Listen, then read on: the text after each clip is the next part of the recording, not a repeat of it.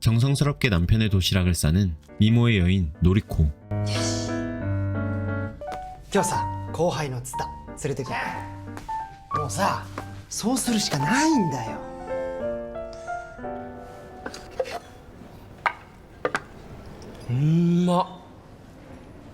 奥さん料理上手ですね。 남편이 후배를 데려오려 하는 목적은 바로 うちの妻とやりたくないか。だから奥さんが他人に抱かれているところを見れば興奮するんじゃないかと。 자녀 계획 중이었지만 변태 성욕이 있던 그는 다른 남자를 통해 자극을 받으려 하는 것인데요. 人助けだと思って夫婦の危機救ってくれ。頼む。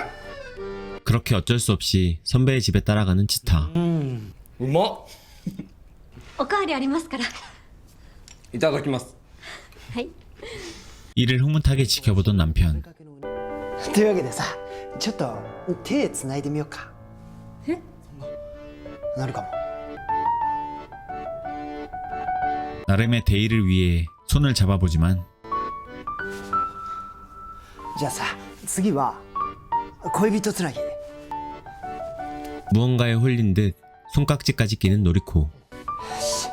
じゃあ次はキス。 무리한 요구에도 응하려는 그 순간 酔いすぎです。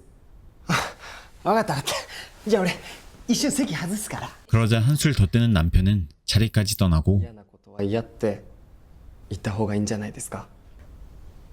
言い出したら聞かないんですあの人。 고집이 센 남편에 대해 이야기를 나누며 다시 식사를 시작하는 치타. これも。いただきます。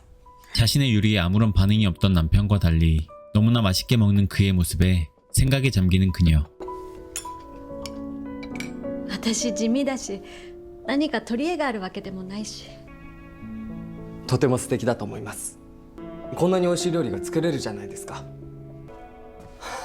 いいよ今のめちゃくちゃ良かったよ。のりこ来た来た来た。あ来た来た来た来た。ありがとうなってた。また明日のりこ。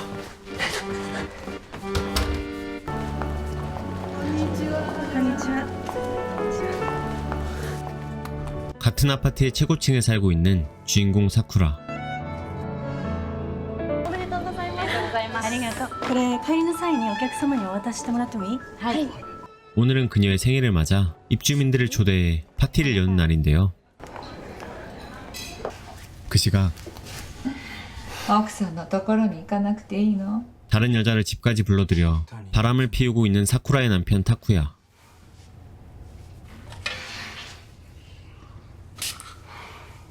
あ、いい匂い。モリニエのゴールドローズ。 타쿠야는 뒤늦게 파티에 나타나고 今日は妻のためにお集まりいただきありがとうございます。 성공한 헤어 디자이너로 미용실을 운영하고 있는 그는 확장 오픈을 발표하며 행복한 부부의 모습을 자랑하는데요. だから何があっても別れるなんてありえないんだよ。 하지만 사실 쇼윈도 부부였던 두 사람. 그녀는 남편에게 철저히 무시당하고 있었죠. 한편 또다시 치타를 집으로 들여 와이프와의 과감한 스킨십을 요구하는데 じゃあキス。 진한 키스를 나누려던 그 순간 ありがとうな。のりこ。はい。行こう。 흥분한 부부를 보내고 홀로 남아 현타가 오는 치타. 다음날 노리코 역시 자신의 음식을 맛있게 먹어주던 그의 모습과 그와의 스킨십을 생각하며 그를 생각하고 있는데요. 그때 걸려온 남편의 전화. 今日はツタの分はいらないから。え？あいつ風邪で休みだから。 남편의 것과 함께 싸둔 치타의 도시락을 쳐다보는 그녀. 결국 그의 집까지 향하고 こんにちは。これ食べてください。お邪魔しました。お大事に。 서둘러 떠나려는 그녀를 붙잡는 치타. 実は風邪ひいてないんです。 그렇게 그의 집까지 들어간 그녀는 자신이 만든 음식을 맛있게 먹는 그를 바라보며 설렘을 느끼죠. 津田と俺とどっちがうまい、そんなことばかり聞くんです。すいません。なんで謝るんですか？あなたを傷つけたから。 진심으로 사과하는 그에게 노리코는 자신의 감정을 고백해버리고 私が作ったものを食べているところを見るとなぜか興奮するんです。自分を抑えられなくなっちゃうから。 눈이 맞은 두 사람은 결국 잠자리를 갖게 되죠. 그리고 얼마 후 한 금붕어 가게를 발견하는 사쿠라. 近くにこんな店があるなんて知らなかったな。 젊은 남자 사장인 하루토를 만나게 되는데 ああ、こいつは桜竜金って種類です。 구경하던 중 자신의 이름과 똑같은 한 금붕어에 매료된 그녀는 이를 키우기로 맘먹는데 でも夫に相談しなきゃダメか。あ売らないでね。あ、はい。 왠지 모르게 하루토는 그녀에게 눈길이 가죠. また来るからだって。 남편의 뒤에서 묵묵히 미용실을 운영하고 있는 사쿠라. 그녀 역시 과거 헤어 디자이너였던 듯한데요. いい感じですね。ああ、これなら開放感もあって。 하지만 지금은 新店舗の。俺に先に見せろよ。 남편에게 그저 무시당하며 살고 있었죠. いらっしゃいませ。さあ、気づいてるんじゃないの？だから何？あいつはどこにも行かないよ。 한편 금붕어를 사기 위해 다시 가게에 들리는데 あ、水道水は激しい環境もストレスになるんで室温はなるべくちょっと待って。 그가 통화하느라 정신이 없는 사이 갑자기 외국인 손님들이 들이닥치고 일손이 부족한 그를 돕게 되는 사쿠라.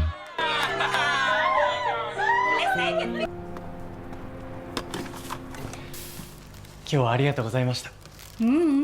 お礼言うのはこっちだよ。なんか久々に仕事したなって感じ。じゃあ。 금붕어를 사들고 집으로 돌아가는 그녀. 그녀는 집에 돌아오자마자 오래된 무언가를 꺼내는데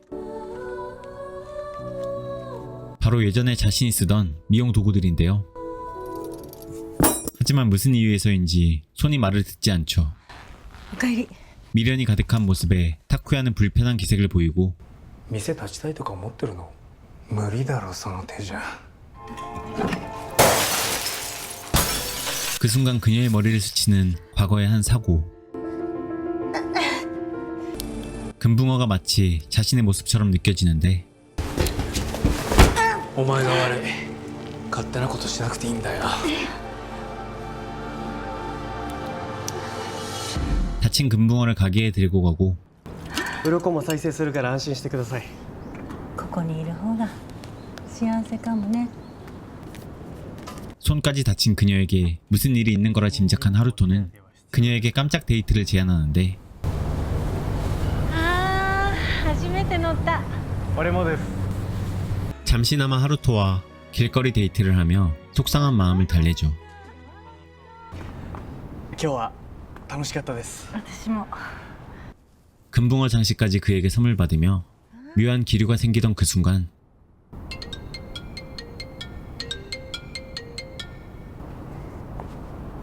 남편의 전화에 서둘러 집으로 돌아가죠. 金魚返しに行くだけでなんでこんな時間までかかってんだ。 꼬장을 부리던 그는 새로 오픈한 미용실까지 불륜녀에게 맡기려 하는데 ちょっと待って、あの店は私が。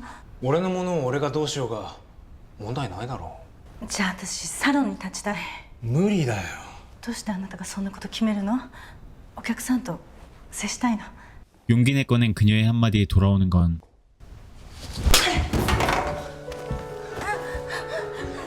ハサミを握れない。子供もできない。お前は俺がいなきゃ何もできねえガラクタだろうが。 그의 폭언과 폭력을 더 이상 참을 수 없는 그녀.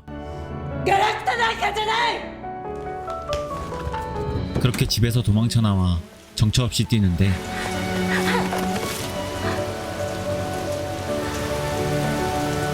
그럼 그녀 앞에 나타난 누군가. 하루토인데요. 心配になってしまってたくましく泳ぐなんて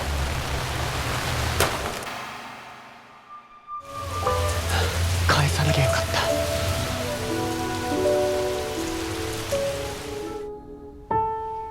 どこにも行くとこなんかないくせに。 그녀는 하루토의 집으로 향하고 謙虚が羨ましかった誰かに大切にしてほしかった 결국 눈이 맞아버리는 두 사람. 뜨거운 밤을 보내게 되죠. 平賀さんの奥さん浮気して家出だって。 사쿠라가 하루토의 집에 들어가는 사진과 함께 그녀의 불륜 루머로 시끄러운 아파트 단지. 害虫はバレないようにやんなきゃ。夫とできないなら他の男に害虫するしかないじゃん。 유키는 사랑을 나누는 건 역시 외주가 필요하다고 느끼고 있는데요. 一生こんな風に誰かに抱きしめられたりしないのかな。 사실 남편과의 사이는 더없이 좋지만 赤ちゃん欲しい。なんで赤ちゃんセックス。ちょっと待ってねえねえねえちょっと待ってって。 경제적인 이유를 핑계로 아내와의 잠자리를 피하고 있는 남편. 고민이 깊어가던 밤 전남친에게 갑작스럽게 연락이 오는데 もしもし。 결국 잠이 든 남편을 둔 채 몰래 전남친을 만나러 나가고 ちょうど飽きてきた頃だな。あんな面白みのない男、お前には向いてないって言ったろ。 이혼남인 그는 그녀의 고민을 바로 알아차리죠. 最近旦那とやってないだろ。は？何？やめてよ。旦那に興奮する？しねえだろ。ねあ？え、なんで私に連絡してきたの？ちょっと。 그는 그녀를 향해 노골적인 유혹을 시전하는데 バカ。 그의 도발을 뿌리치고 겨우 집으로 돌아오죠. 며칠 후 ねえ、ミナルくん。休み。お休みじゃなくって。 하지만 또다시 그녀와의 잠자리를 거부하는 남편. 今そういう気分じゃないから。今日はもう寝よう。明日も仕事だし。 다음날 部長頼んでくる。だいぶ遅くなるから先寝てて。 늦을 거란 남편의 문자에 그날의 짜릿한 키스가 뇌리에 스치는 그녀. 그 순간 会いたい。 준의 문자가 오고 결국 그와 선을 넘어버리고 말죠. 같은 시각 함께 불꽃놀이를 구경하는 사쿠라와 하루토. すごい。ちょっと見て。かわいい。金魚花火。一緒だね。電話鳴ってる。いいの。私犬飼いたい。ペットを育てるのは家庭円満に効果あるって。 하지만 털 알러지가 있다는 남편의 말에 금붕어 가게를 찾은 그녀. やっぱり金魚か。 그곳에서 우연히 사쿠라와 마주치는데 誰にも言いませんから少しお話できませんか。マンションで噂になってますよ。平賀さんの奥さんが浮気して出て行ったって。そんなにいいんですか。相性、体の。この場所がすごく居心地がいいなって思っちゃってる。私この間浮気しちゃったんです。だから1回だけ。もう会わない。 그렇게 금붕어를 사들고 집으로 돌아가는 길. こ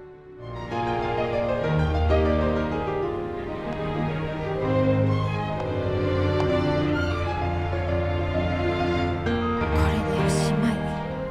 그런데 あれ？金魚もう買っちゃったの？ 지난번 금붕어가 갖고 싶다던 그녀의 말을 기억하고 사러 가던 길이었던 준. 자신을 사랑한다고 말하는 그에게 설렘을 느끼는데요. 이들의 관계는 더 깊어질 것 같은 느낌입니다. 한편 なんで隠すんですか。もう一度言いますね。平賀さくらさんにお話があるんです。いませんよそんな人は。 남편의 지시로 사쿠라를 찾으러 온 한 남자. 행패까지 부리기 시작하고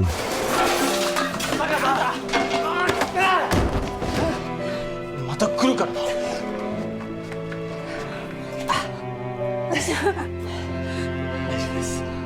팔까지 다치고만 하루토.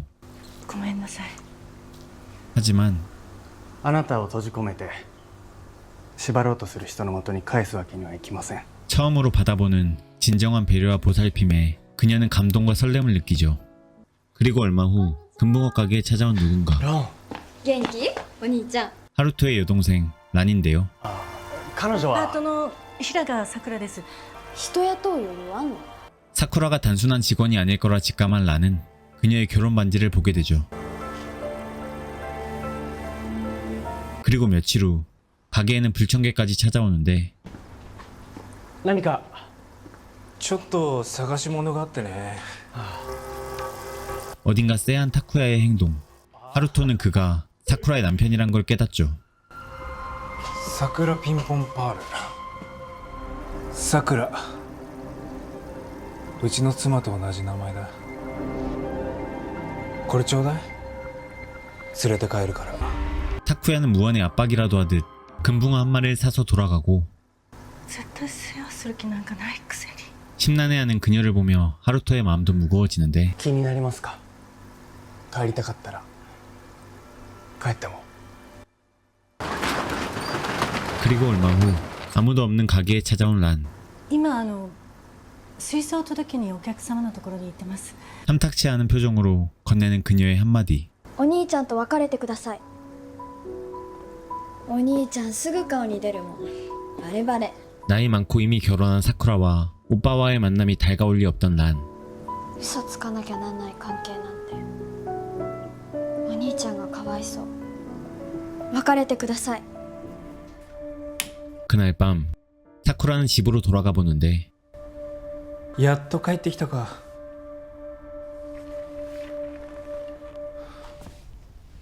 大丈夫だよ、殴ったりしないから。ちゃんと謝るなら今回のことは許すよ。 역시나 적반하장인 타쿠야. 하지만 그녀는 개의치 않고 그가 사간 금붕어를 돌보기 시작하고 こんなの1匹や2匹死んだってどうってことねえだろ。触らないで。 그리고 ここには来ないから。 그렇게 결혼 반지를 남겨둔 채 금붕어와 함께 가게로 돌아가는 그녀. 자신을 떠났을 거라 생각한 하루토. 그녀가 다시 눈앞에 나타나자 連れ戻してきちゃった。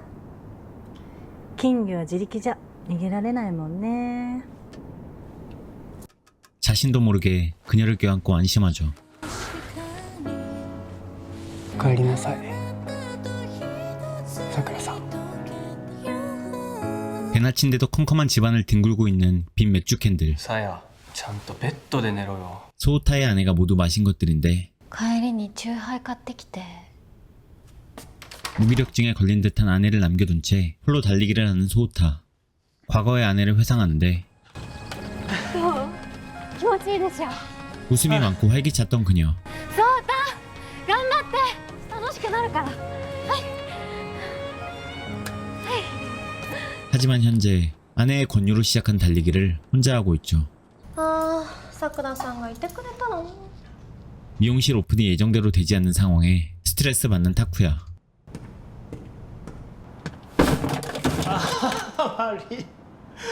気がつかなかったわ。 그의 화풀이에 말 한마디 하지 못하는 소우타의 직업은 영업사원인데요.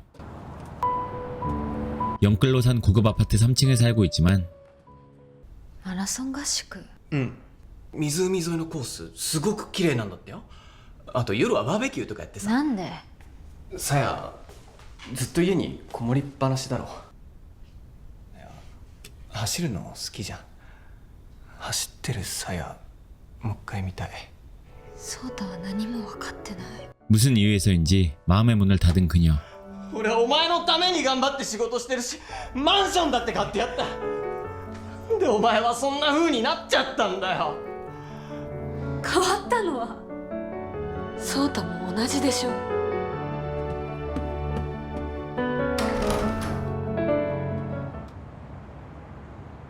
달달했던 과거를 회상하는 그녀.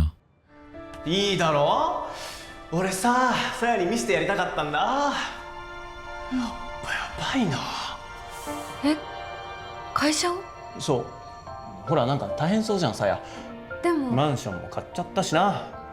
もっとガンガン稼ぐよ。今日も帰り遅くなるから。体調悪くて。無理しないで帰った方がいいよ。俺一人でもいいから。 일방적인 그에게 불만이 있지만 말 못하고 참아온 그녀. どうしたの？ 그때 다가온 한 남자. どうぞ。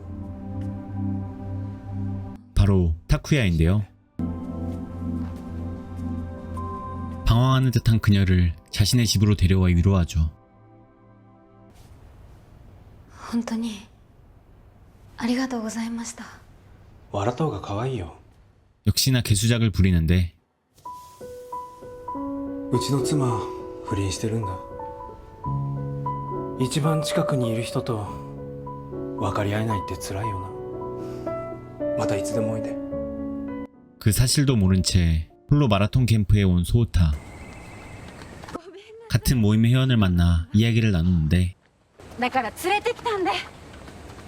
腕は後ろに引くこと意識して。ちょっと待って。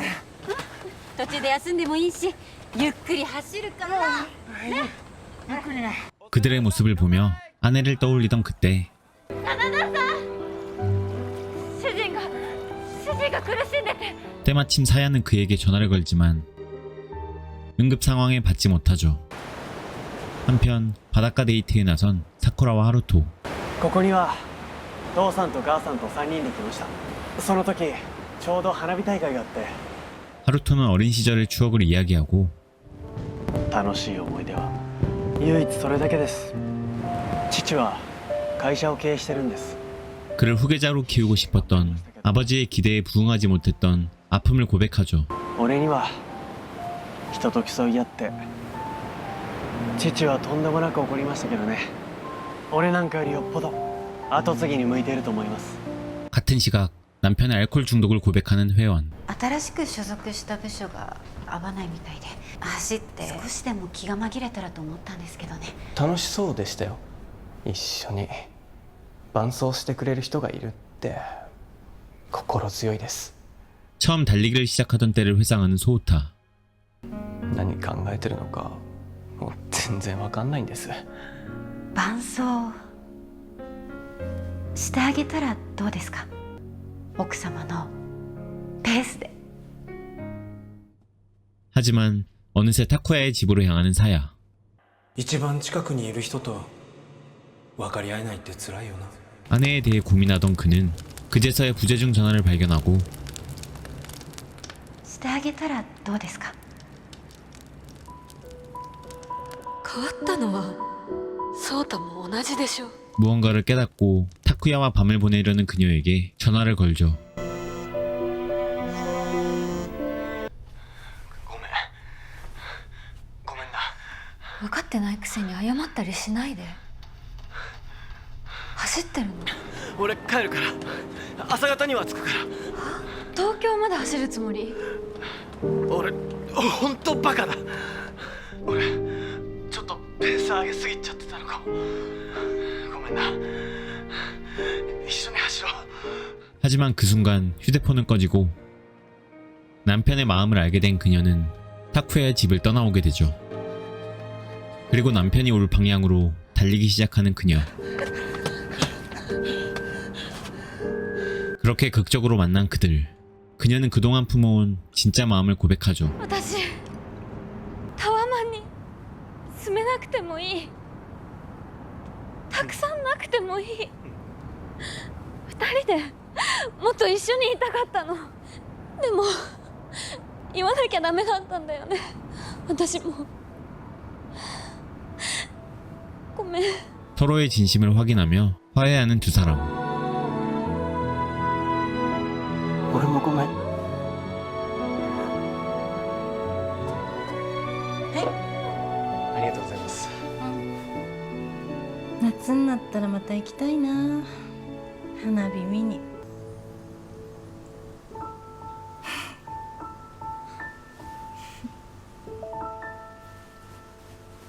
금붕어 가게를 찾아온 한 여자. 坂東ですが春と言いますか？ 하루토와는 이미 아는 사이인 듯한데 二人で話せない？分かって 변호사인 마사코는 그에게 집으로 돌아오라 하는데 平賀さくらさんの夫が社長に会いに来たのよ。 며칠 전 하루토의 아버지를 찾아간 타쿠야. 息子は7年前に家を出ました。ただ世間的には無関係だとは思わないのでは。 하루토와 사쿠라의 불륜 소문을 그에게 알려준 것인데 ただ平賀拓也とさくらさんはメディアにも露出している著名な夫婦。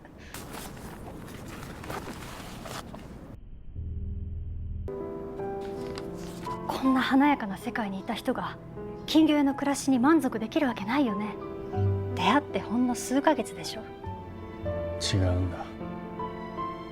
あの人は特別な人なんだ。 산책을 하고 있는 히사코. 그런데 갑자기 한 남자에게 달려가는 강아지.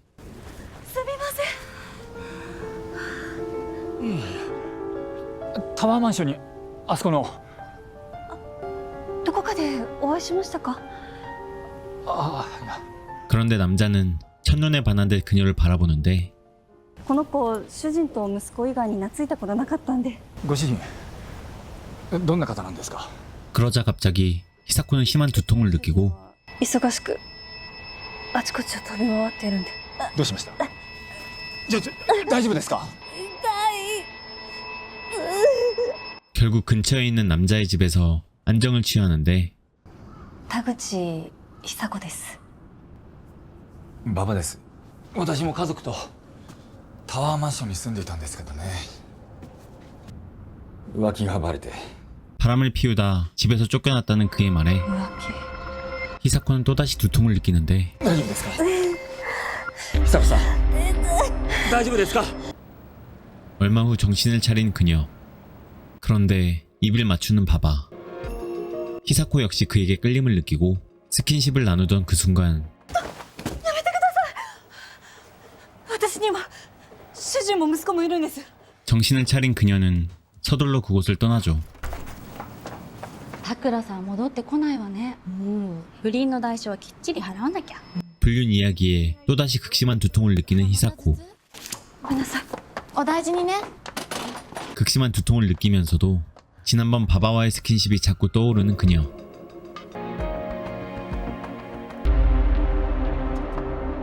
결국 다시 그를 찾아가는 그녀. 그와의 격렬한 밤을 보내죠. どうも。 또다시 사쿠라를 찾아온 란. 雅子さんはお兄ちゃんの元カノなんだよ。私もお兄ちゃんと結婚してくれたらいいなって思ってた。 두 사람의 재결합을 바란다며 다시 한번 사쿠라에게 헤어지라 말하는데 あなたそろそろ出てってくれないかな。 한편 브라질리언 왁싱까지 하는 히사코. アンダーヘアの脱毛初めてですか？はい。中には不倫してるって打ち明けてくれる人もいるんですよ。不倫なんて絶対許されません。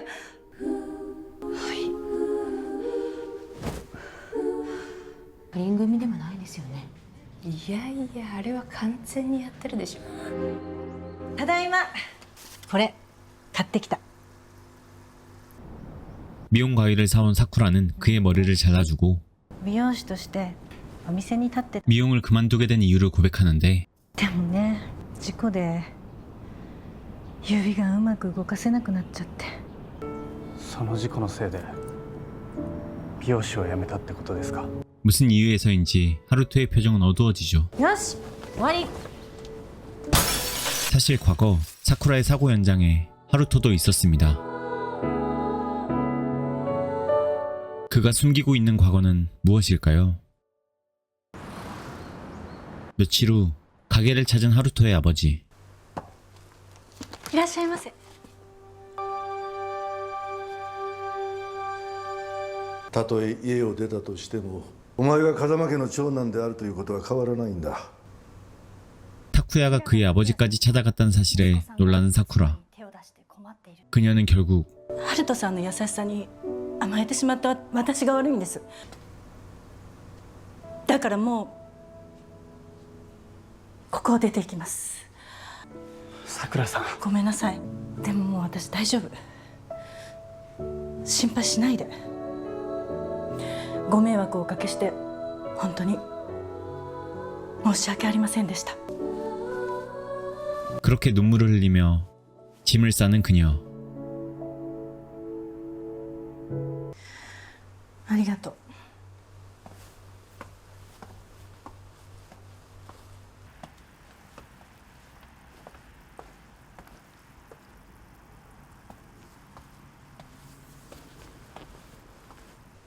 やっぱり本気じゃなかったってことなんだね。違う、そうじゃない。だったら止めれば？その資格はないんだ。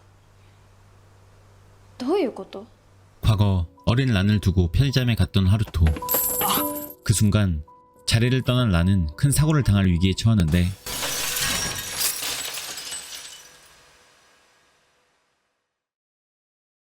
사쿠라가 팔을 다치며 구했던 어린아이는 바로 란이었습니다. 嘘。あの人が。そのせいでさくらさんは。なのにどんな顔して一緒にいればいい。 그는 자신들로 인해 미용을 할 수 없게 된 사쿠라에게 큰 죄책감을 느끼고 있었고 그 사실도 모른 채 하루토와의 추억에 마음 아파하며 목적지 없이 떠나는 사쿠라.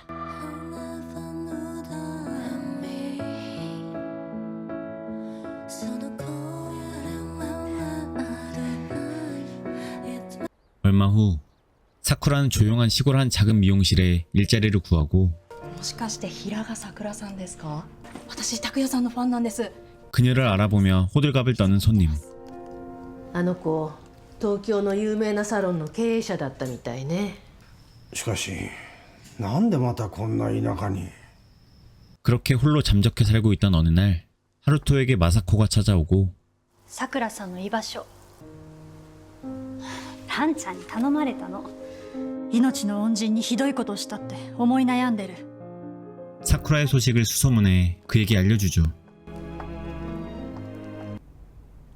한편 どうしてるかな、お父さん。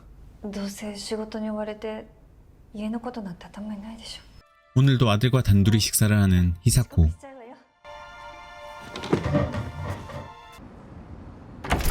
바바와의 은밀한 만남 역시 계속하고 있었고 그녀를 뒤쫓아온 아들이 이를 알아챈 듯한데요.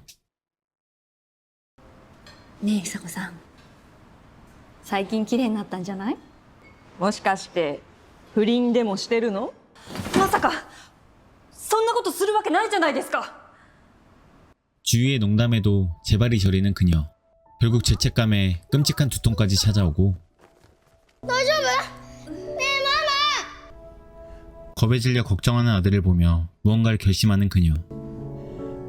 그에게 이별을 통보하죠. 疑われてるみたいなんです、息子に。俺はだからもう終わりにしましょう。ごめんなさい。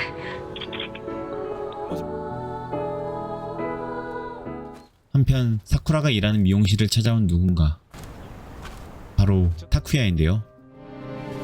さくらさん奥にいなさい。 사실 지난번 그녀를 알아본 뒤 사진까지 몰래 찍어 인스타에 올렸던 손님. 이를 보고 찾아온 것이었죠. さくらさんならやめたよもう。すいませんね。どうもお役に立てなくて。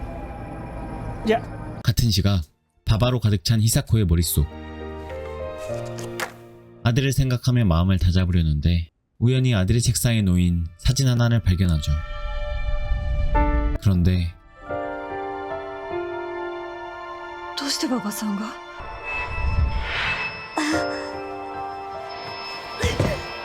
あまりにも辛いことがあるとそれを自分から切り離そうとして記憶障害になったり、投棄されたショックでお父さんの顔も家を追い出したことも忘れちゃったんだよ。 놀랍게도 그녀의 남편이 바로 바바였는데요. 과거의 그의 불륜에 대한 충격으로 기억에서 그를 지워버리며 심각한 두통까지 생긴 것이었죠. 話してみれば本当のこと。じゃあずっとこのまま？ 예전에 행복했던 가족을 그리워하는 아들. 僕はまたお父さんとお母さんと3人でご飯食べたり遊びに行ったりしたいよ。 아들의 말에 마음은 무거워지는데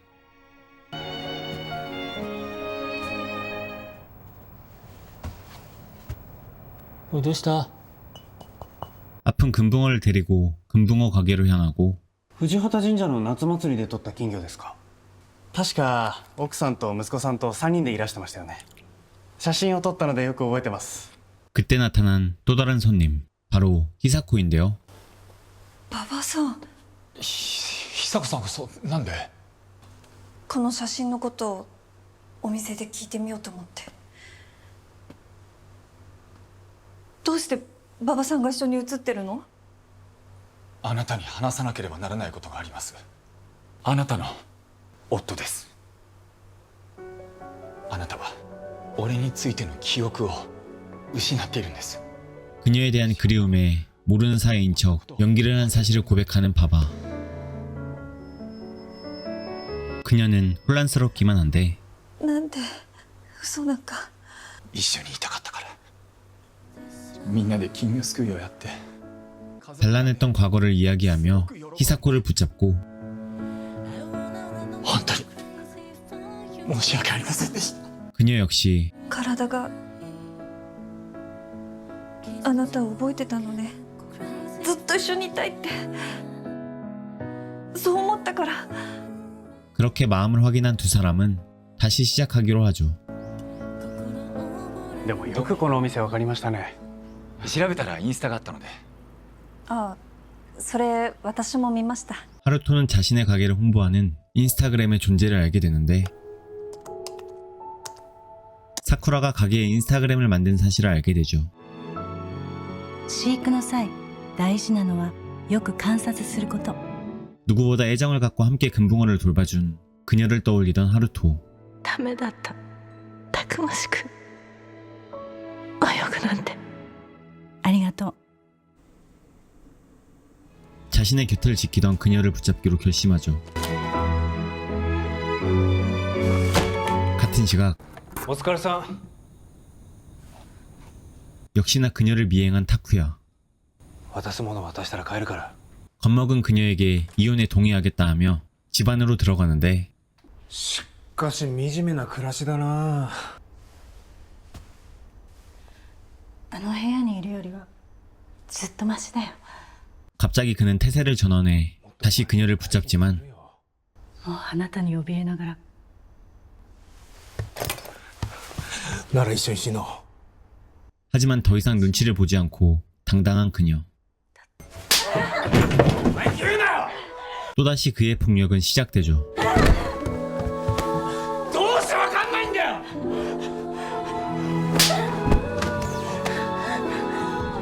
やめよ。 때마침 찾아온 하루토가 그녀를 구하죠. 何やってんだよ。 하지만 더 이상 그에게 부담을 주고 싶지 않은 사쿠라. ハルト君には関係ないことだから、もう私なんかと関わらない方がいいよ。 그러자 그는 그녀가 당한 사고 이야기를 꺼내는데 7年前に起きたガラスの落下事故のことですよね。ガラスの破片を浴びて大怪我を負った。 그때 그녀가 구한 아이가 바로 란이란 사실을 고백하죠. じゃあ最初から。さくらさんとまた会えた時は本当に嬉しかった。あなたにとって一番大切なものを失ってしまったなんて。俺がランを助けてれば。ごめんなさい。 하지만 그녀는 그의 잘못이 아니라 말하고 やっぱり俺はあなたが好きです。 그녀에게 마음을 고백하는 하루토. 答えは今じゃなくていいです。 시어머니와 함께 살게 된 유리아. まあこのキッチン素敵ね。ねえゆりはさん、どれがいい？これとか。明るい方がよくない？気分が華やぐから。そうですね。 함께 살기 위해 집을 리모델링하게 되는데 母さんにもう少し気使えない？家事手伝ってもらったり子供の面倒を見てもらったりするんだからさ。そうね。ごめんなさい。 한편 금붕어 가게를 찾아온 누군가. まさこ。 멍이 든 사쿠라의 얼굴을 보고 놀라는데 大変でしたね。 DV は法律上の離婚事由になり得ます。 마사코는 그녀의 이혼을 돕기로 하는데요. このジャグどうしたの？レンタルしたんです。改装が終わるまで。 한 공사인부 모모키의 이마에 있는 큰 상처를 보게 되는데 いやねあれ気味悪い。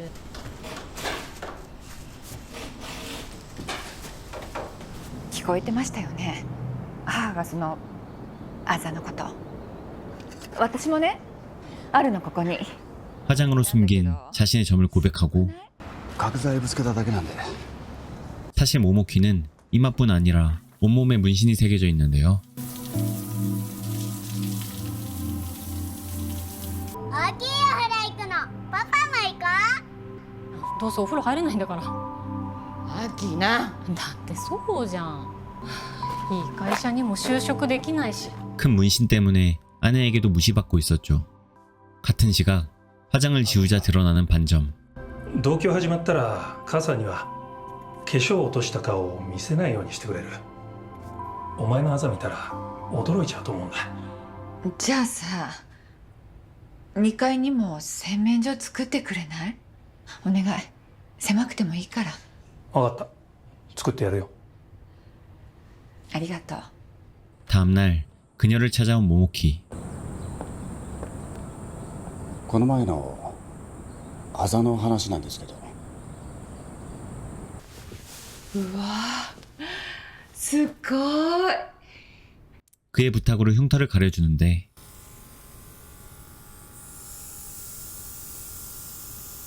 自分もこの道に進むと決めた時に入れたんです。 문신을 싫어하는 아내에 대한 속마음을 털어놓죠. あなたが綺麗にあざ隠してるのを見て、もしかしたらこれも隠せるのかなって。こんなの毎日やるの大変じゃないですか。慣れてるから全然。 그녀 역시 반점으로 인해 남편에게 무시받고 있는 삶을 고백하는데 本当は私のこと哀れんで蔑んでるの。だから何でも勝手に決めて、お前はただ従うのが当然って顔して、私の意思なんて関係なしよ。でも2階に洗面所作ることになったじゃない。これからお母さんと暮らすことになるから、あそこだけが素顔になれる唯一の場所になりそう。気合い入れて作らせていただきます。お願いします。仲間みたいでいいじゃんって。 그런데 2階洗面所増設ってこれ何？頼橋さん、私と同じ洗面所使うの嫌なの？じゃあ私に気遣ってくれたんだ。その化粧落とすの時間かかりそうだものね。こんな余計なお金使うことないわ。2階洗面所はやめやめ。 상처받은 그녀는 집을 뛰쳐나오는데 그때 그런 그녀를 따라 나온 사람은 바로 남편이 아닌 모모키였습니다. 그렇게 서로의 아픔을 이해하는 두 사람은 결국 선을 넘게 되죠. 洗面所の件。ああ、もういいの。うまくやるわ。 한편 미용실을 함께 경영해오던 사쿠라의 부재는 실적에도 타격을 미치는데 なんで急に新店舗のスポンサー降りるなんて。もう一度考えな。失礼します。お客様が。客？はじめまして、風間ホールディングスの顧問弁護士をしております。平賀さんにご覧になっていただきたいものがあります。 놀랍게도 지난번 사쿠라를 폭행하는 타쿠야의 모습이 찍힌 영상인데요.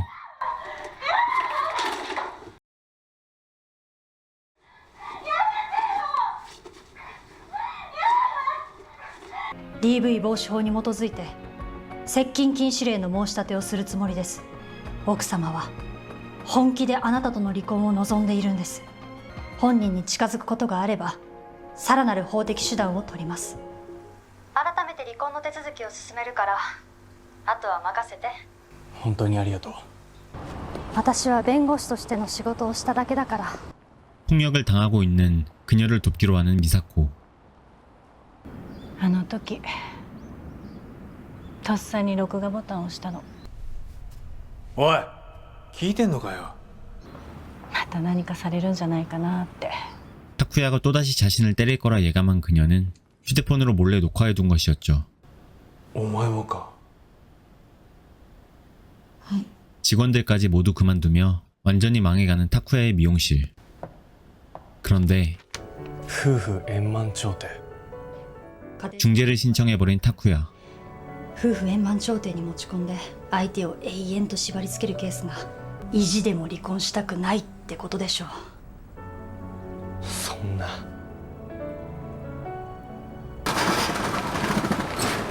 며칠 후 じゃあ行ってくるね。 중재 절차를 위해 타쿠야를 만나러 가는 그녀.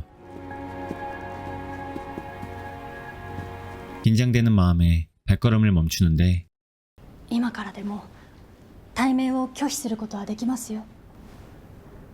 大丈夫です。 마음을 가다듬은 뒤 남편을 마주하는 그녀.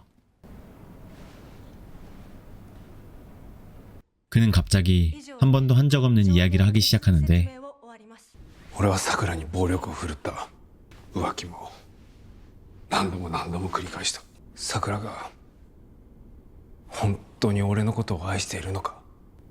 俺を置いていつかどっかに行ってしまうんじゃないかって。どうして？そんな必要ないのに。お前はいつも俺にないものを当たり前に持ってる。でも愛してなかったわけじゃない。本当に愛してた。直接伝えたくて。 그녀에게 마지막으로 속마음을 말하기 위해 중재를 신청했다는 그. 離婚に異議を唱えるつもりはありません。 무사히 이혼은 했지만 남편의 모습이 마음에 걸린 그녀. 며칠 뒤 그의 아파트를 찾아가다 우연히 이웃을 만나게 되고 拓也さん部屋を引き払って出てったみたい。サロンも潰れちゃったし。サロンが？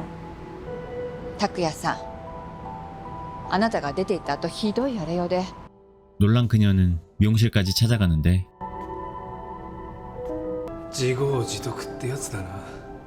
완전히 모든 걸 포기해버린 타쿠야. 出てってくれ。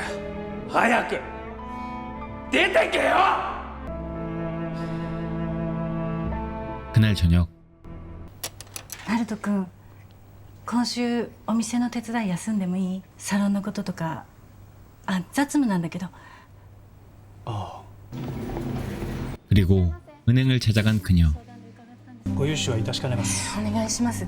この満額じゃなくても半額だけでもいいんです。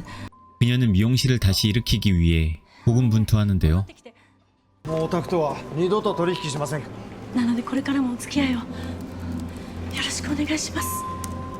店のことはもうお前には関係ないだろう。だって私にとってもこの店は大切なの。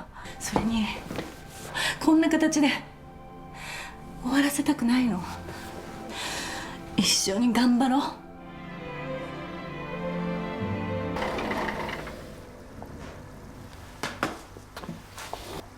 おかえりなさい。ただいま。疲れてるんじゃないですか。あれだけ片付けたらお茶にしましょう。 그때 무언가를 다짐한 듯한 그녀는 明日アートアクアリウム行こう。 그렇게 그녀의 제안으로 수족관으로 데이트를 가는 두 사람. 간만에 즐거운 시간을 보내는 그들. いつか鎌倉の海の近くにもっと大きな店を出したいんです。約束したでしょ。花火見に行こうって。 하지만 어두워지는 그녀의 표정.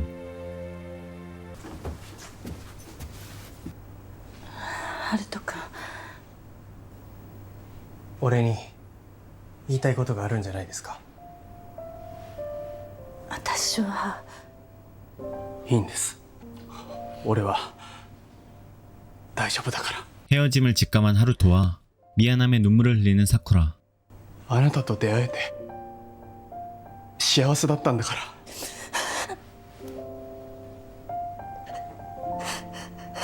さようなら。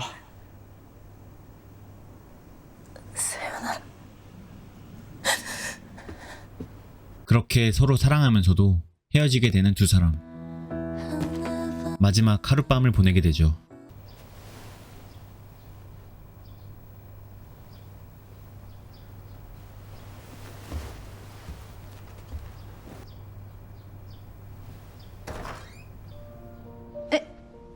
月？そうなの。やっと授かったの。まあどっちの子かわかんないけどね。え？いただきます。 여전히 마이웨이를 살고 있는 아내들.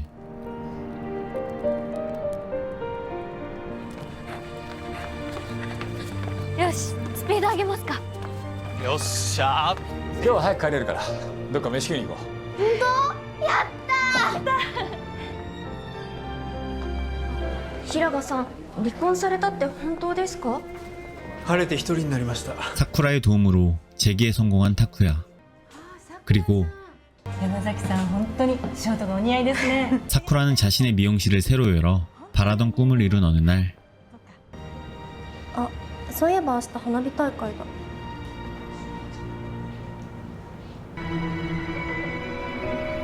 다음날 하루토와 함께했던 바닷가에 가는 그녀. 하루토 역시 근처에 와 있는데요. 불꽃놀이가 시작되고